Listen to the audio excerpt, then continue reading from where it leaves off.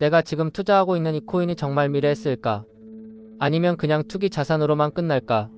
솔직히 말해서 대부분의 코인들은 실제로 사용되는 곳이 거의 없잖아요. 그냥 거래소에서 사고 팔기만 하는 거죠. 그런데 말입니다. 만약에 여러분이 매일 사용하는 아이폰으로 물건을 살 때, 아마존에서 쇼핑할 때, 은행에서 송금할 때, 이 모든 순간에 어떤 특정 코인이 뒤에서 작동하고 있다면 어떨까요? 상상만 해도 엄청난 일이죠. 오늘은 바로 그런 이야기를 해보려고 합니다. 요즘 암호화폐 커뮤니티에서 가장 뜨거운 루머가 뭔지 아세요? 바로 애플이 XRP를 대규모로 매입했다는 소문입니다. 처음 들으면 말도 안 되는 소리 같죠? 세계 최대 기업 중 하나인 애플이 왜 XRP를 사겠어요? 그런데 이게 단순한 소문으로만 치부하기엔 뭔가 석연치 않은 부분들이 있습니다. 애플은 현재 약 554억 달러의 현금을 보유하고 있어요. 하나로 치면 70조 원이 넘는 돈이죠. 이 정도 규모의 회사가 15억 달러, 그러니까 2조 원 정도를 XRP에 투자한다는 건 사실 부담스러운 금액이 전혀 아닙니다. 전체 자산의 3%도 안 되는 금액이거든요. 그런데 왜 하필 XRP일까요? 여기에 핵심이 있습니다. 애플페이 알고 계시죠? 전 세계 수억 명이 사용하는 모바일 결제 시스템이에요. 그런데 현재 애플페이는 기존 금융 시스템을 그대로 사용하고 있습니다.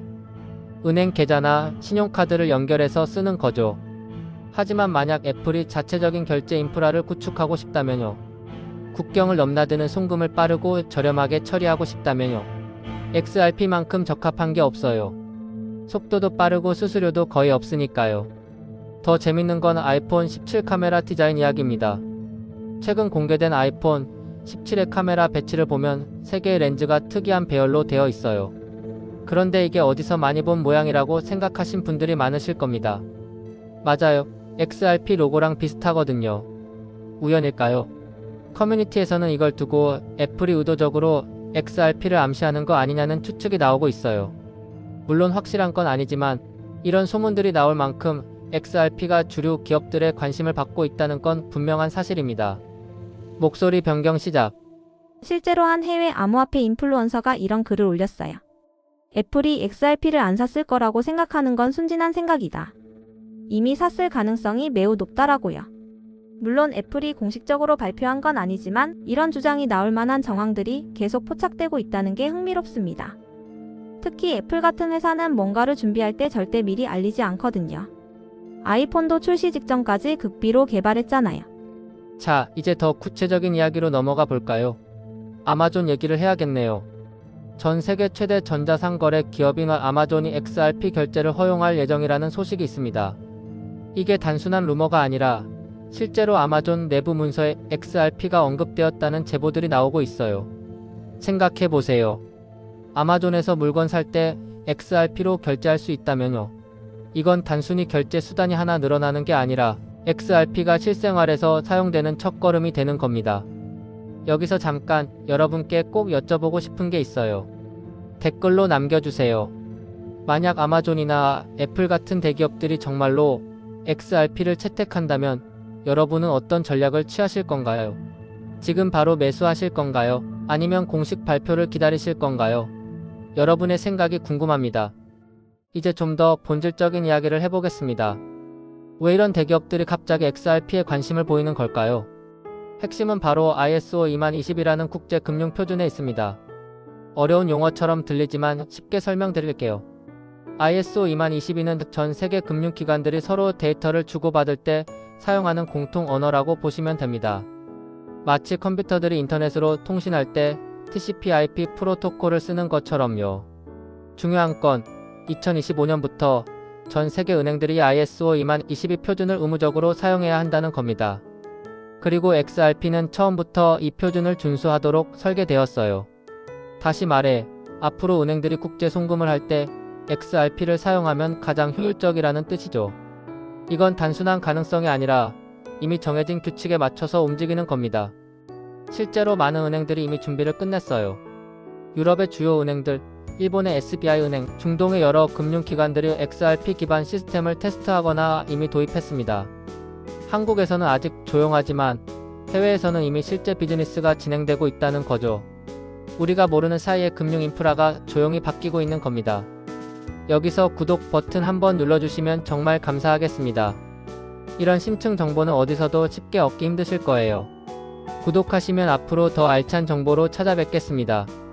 자, 그럼 이제 투자자 입장에서 가장 궁금한 질문으로 넘어가 볼까요? 도대체 언제 오를까요? 많은 분들이 이미 몇 년을 기다리셨을 텐데요. 참 답답하죠. 그런데 암호화폐 시장을 오래 지켜본 사람들은 알아요. 불장이 오기 직전에는 항상 대규모 청산이 있다는 걸요. 시장에 피가 낭자해야 진짜 상승이 시작된다는 거죠. 10월 초에 있었던 급락 기억하시죠? 많은 분들이 공포에 떨었고 손절 매물이 쏟아졌어요. SNS에는 시즌 끝났다, 다 끝났다 이런 글들로 가득했죠. 그런데 지금 돌이켜보면 어떤가요? 그때가 바로 기회였어요. 역사는 반복됩니다. 2017년에도 그랬고 2021년에도 그랬어요. 본격적인 불장이 오기 전에는 반드시 사람들을 털어내는 과정이 있습니다. 약한 손들을 떨어뜨리고 강한 손들만 남겨두는 거죠. 그렇다면 언제가 진짜 위험한 시기일까요? 역설적이게도 모두가 낙관적일 때입니다. 여러분 주변에서 나도 코인 해볼까? 이런 말이 들리기 시작하면 조심해야 해요. 택시기사님이 코인 이야기하고 동네 슈퍼 아주머니가 비트코인 물어보고 이렇게 되면 정말 끝물이라는 신호거든요.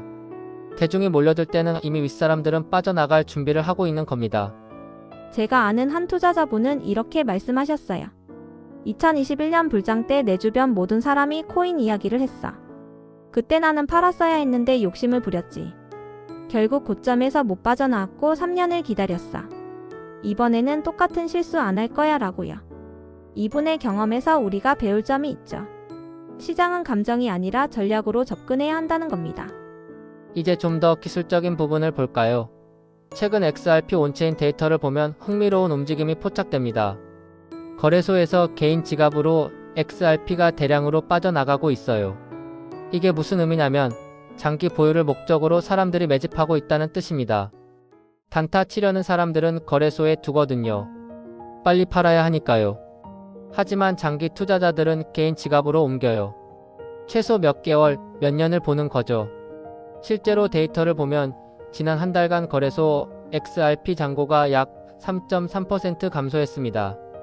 이건 상당히 큰 수치예요. 수억 개의 XRP가 시장에서 사라진 겁니다. 공급이 줄어들면 당연히 가격은 오를 수밖에 없죠. 수요와 공급의 법칙은 암호화폐 시장에서도 예외가 아닙니다. 또 하나 주목할 만한 건 고래들의 움직임입니다. 고래라는 건 엄청나게 많은 코인을 보유한 대형 투자자들을 말하는데요. 최근 고래 지갑들의 활동이 부쩍 늘었어요. 조용히 매집하고 있다는 신호죠. 고래들은 우리보다 정보가 빠릅니다. 그들이 움직인다는 건 뭔가가 곧 터진다는 의미일 수 있어요. 자, 여기서 스테이블 코인 이야기를 안 할 수가 없네요. 지금 전 세계는 스테이블 코인 전쟁 중입니다.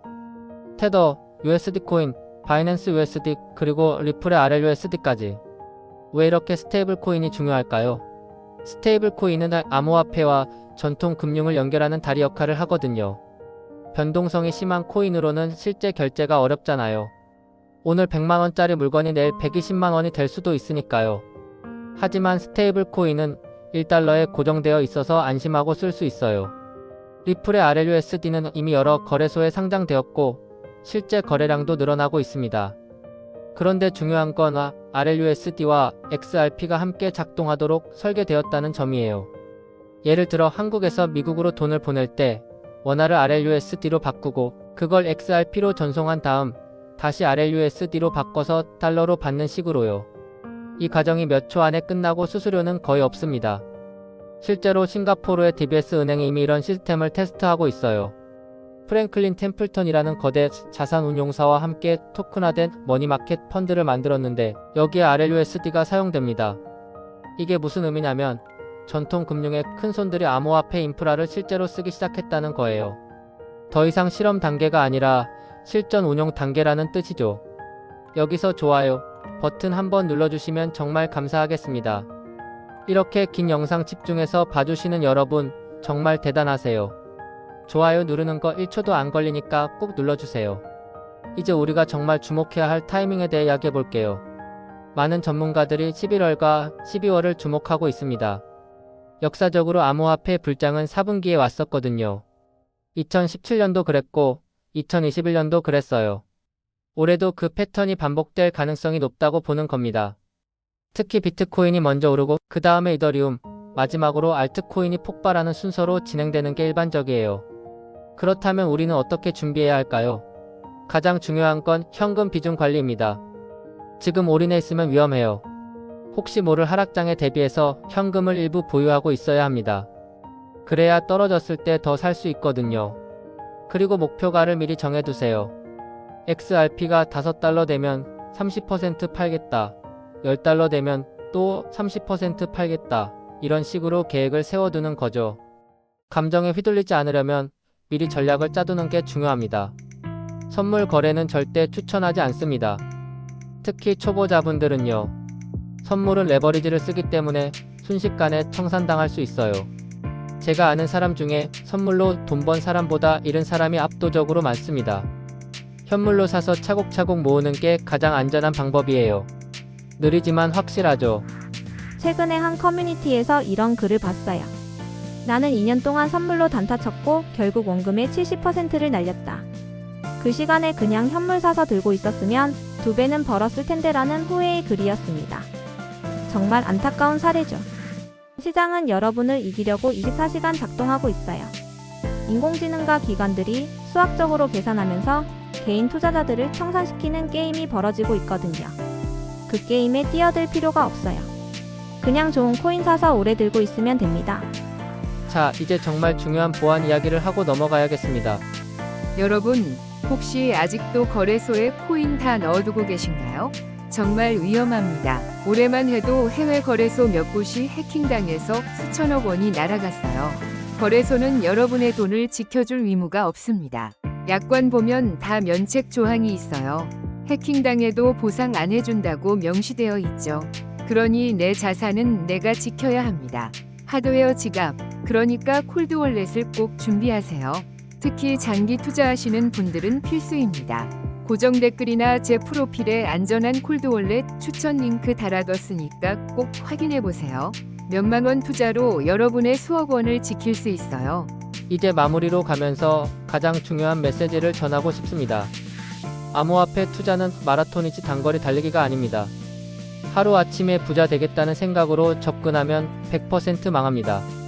차근차근 공부하고 조금씩 모으고 인내심을 갖고 기다리는 사람만이 최종 승자가 됩니다.